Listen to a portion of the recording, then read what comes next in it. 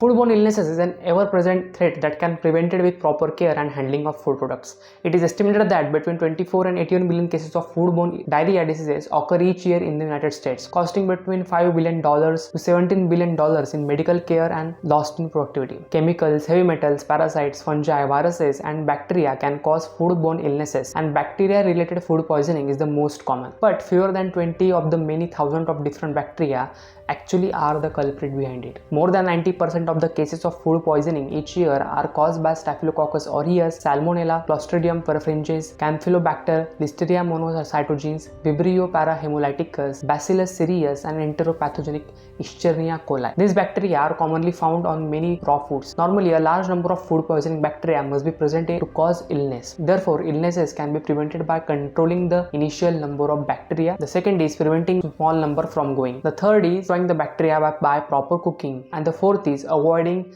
recontamination of the food. So hi everyone, I'm currently a second food technologist from the University Institute of Chemical Technology, and today we are talking about the food poisoning. What is food poisoning? The causes of the food poisoning, the culprits behind the food poisoning, as well as the role of the food technologist in avoiding the food poisoning. So let's see. First question, what is meant by food poisoning? Food poisoning is a type of foodborne illness. It is a sickness people get from something that they eat or drank. The causes are germs or other harmful things in the food or the beverage. Symptoms of food poisoning often include upset stomach, diarrhea, and vomiting. But what are the causes behind the food poisoning? They are like the infections with microbes, viruses, bacteria, and parasites can cause most of the food poisoning. Harmful chemicals also cause some cases of the food poisoning in humans. Like the microbes can spread to food at any time while the food is grown, harvested, or slaughtered, as well as processed, stored, shipped from one place to another place, as well as when we cook the food or prepare the food. So in that case, the contamination of food can take place. And some harmful microbes may be already present in the foods when we are actually buying them. And the foods that may contain different types of microbes include fresh produce, raw and uncooked meat, poultry, eggs, dairy products, fruit juices that have not been pasteurized, like they have not given the proper heat treatment. So they can also contain different types of microbes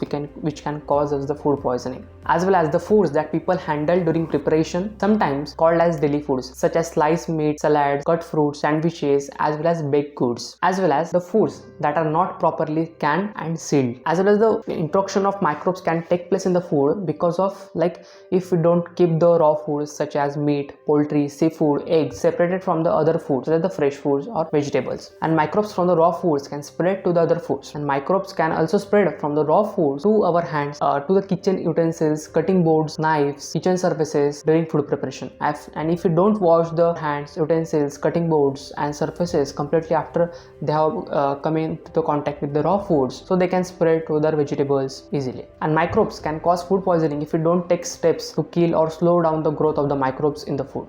Microbes can grow if people don't cook the food thoroughly or keep the cooked food open for long time. So it can cause the growth of the bacteria in that food. Microbes in the stool or vomit of the people who are infected can also spread the microbes to the food and cause the food poisoning. People may spread these microbes to the foods and the drinks, especially if they don't wash their hands thoroughly after using the bathroom. But what are the microbes? What kinds of the things can cause the food poisoning? First is virus. So viruses invade normal cells in our body, and many viruses can cause infection that can be spread from person to person. As we know, COVID. If water comes into contact with the stools of infected people, so the water can get contaminated with that virus, and the contaminated water can spread to the food. For example, if the contaminated water is used to wash the utensils or to wash the produce, to wash the vegetables, the virus can spread to the vegetables or the produce. Similarly, the shellfish that are living in the contaminated water could also contain a virus. So in that way, food poisoning or the transfer of that virus takes place to our body. And the people who are infected with the virus, as well as they prepare the food and they handle the food in the kitchens, in the restaurants, so they can also spread the virus to the other people via the food. And common viruses that cause the food poisoning include norovirus and hepatitis A. The second is bacteria. Bacteria are tiny microorganisms that can cause infections or diseases, and bacteria can enter our body through contaminated food as well as contaminated water. Bacteria grow quickly when the temperature of the food is between 40 to 140 degrees Celsius, and keeping food colder than 40 degrees in a refrigerator or the freezer can slow down the growth of the bacteria. As well as cooking food thoroughly often kills the bacteria at high temperatures. Many types of bacteria can cause the food poisoning. Certain types of Salmonella, as well as certain types of Clostridium, including the Clostridium perfringens, and the least common, that is Clostridium botulism, which can cause the illnesses called as botulism.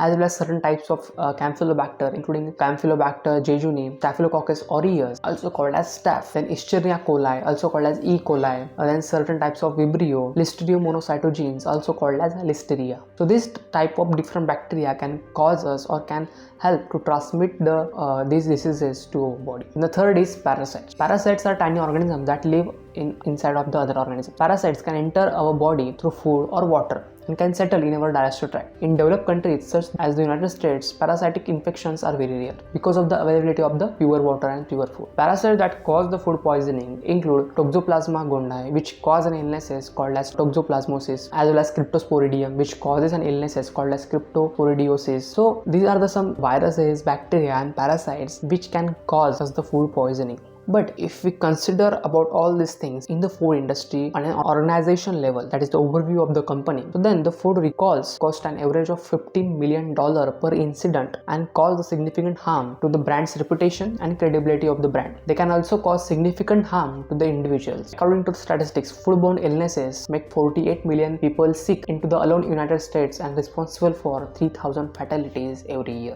Investment in best practices, effective consumer education and responsible regulation continue to be vital to combating these costly outbreaks. We are also entering an era in the history of the food safety when new technologies hold more promise and transformation potential than ever before. Technology is proposed to help the food industry finally realize the long-term goal of nearly eradicating foodborne illnesses. While we are seeing advancements in many exciting areas, there are technologies, in particular blockchain, the industrial Internet of Things, and next generation sequencing, that is NGS, will radically help the industry strengthen their food safety programs, food fraud, and improve the tracebacks and recalls of the food. The first is blockchain food safety as a cooperative effort. The number of companies and the governments announcing tests or deployments of blockchain technologies dramatically surged over the course of 2016. It's a market that is expected to reach $7.74 billion by 2024. The compelling use case of blockchain technology is that it gives the organization the ability to record and secure arbitrary and disparate kinds of data. These are obvious use cases for medical records, transaction, processing, identifying, management, and banking. Food safety too is poised to benefit from this new method of data management. In late October, Walmart began testing a blockchain code developed by IBM. The goal behind is that to create far more efficient and effective way to monitor the food supply chain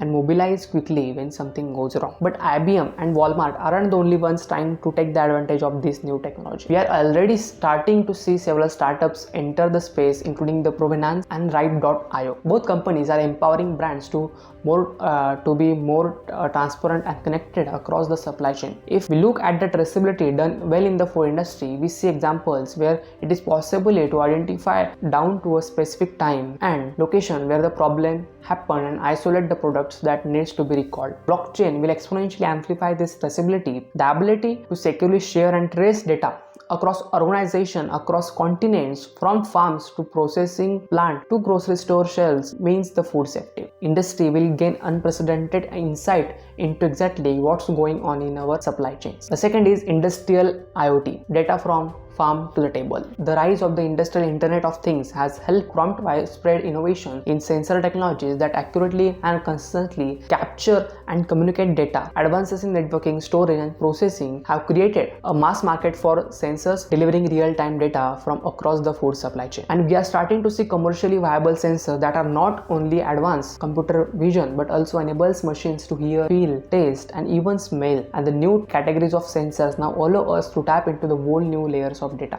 In agriculture, sophisticated sensors are becoming an increasingly key component of precision agriculture or site-specific crop management. A recently founded startup, Raptor Maps, creates harvest monitors that make sense of drone imaging and thermal sensor data to empower farmers to make better decisions about the fertilizers and other inputs that they apply to their fields. Aromix is using synthetic DNA and advanced robotics to build sensor systems and a platform for the digital capture, indexing, and search of scent and taste data. The company's Essence chip is a taste and scent sensor in the form of disposable biochip consisting of human olfactory and taste receptors. The sensors actually output the same biochemical signal that the human nose or tongue sends to the brain when smelling or tasting of food or any kind of beverage. That can be leveraged to train new machine learning models and generate few insights relevant to food manufacturers.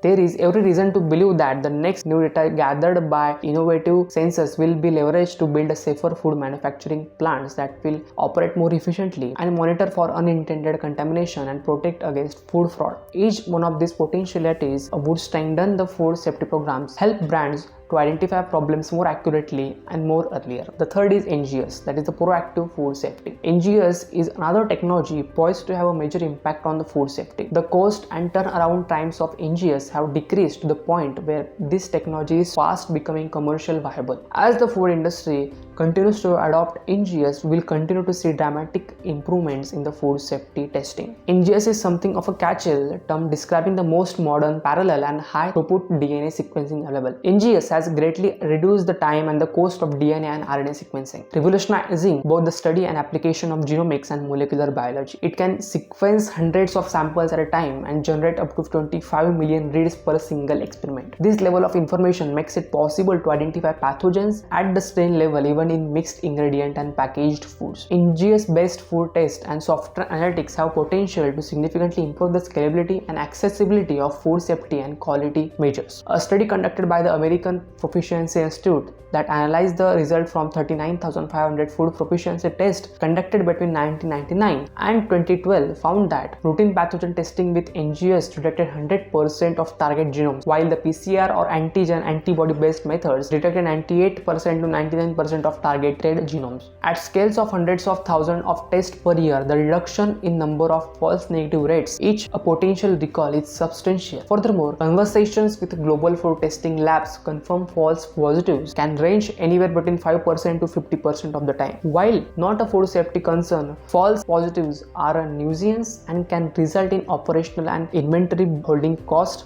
as well as short supply penalties. NGS is now poised to replace PCR and antigen based methods as a standard food safety testing. PCR based tests have higher limits of detection and cannot be used to distinguish between closely related species, and NGS based tests on the other hand have very low limits of detection. The increased sensitivity of NGS produces more accurate results along with much higher levels of specificity and resolution in a single unified test. This results in more actionable information faster and at a lower cost. The result of NGS adoption will be bulletproof food safety testing programs that provide unprecedented insight into supply chains at a rate and a scale never experienced before. The conclusion that we can draw from this technology is that the food industry is home to farmers, manufacturers, commodity brokers, distributors, retailers, consumers, geneticists, and entrepreneurs, as well as among others. In most cases, moving food from farm to the table is an incredible feat of horizontal integration. But we have never had as much data as we do now. But for the most of the part, our data remains soiled and underutilized. To have a chance at eradicating foodborne illnesses, the food industry needs to not only leverage today's data collection technologies, testing capabilities, and analytics, but also coordinate our efforts to build a comprehensive view of food safety